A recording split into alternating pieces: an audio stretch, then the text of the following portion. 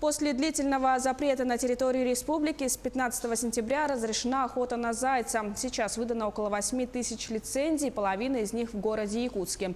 Зайцы хорошо размножаются в засушливые времена. Как говорят специалисты и охотники, в этом году они обитают в основном на островных территориях – в Горном, Татинском, Улусах, с обилием кустарников и ивы. Охотникам разрешается применение гладкоствольного оружия. В северных Улусах можно использовать различные силки, а в центральных и заречных районах подобный метод запрещается.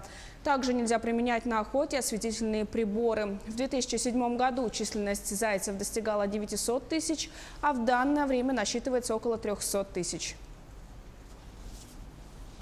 В 2012 году примерно изучали этот вопрос, почему численность зайца не растет, хотя охота на него запрещена была уже.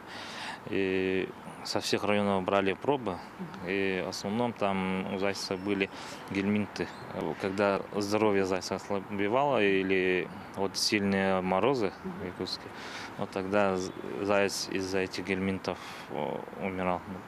Как естественный отбор пройдет, и популяция зайца будет расти.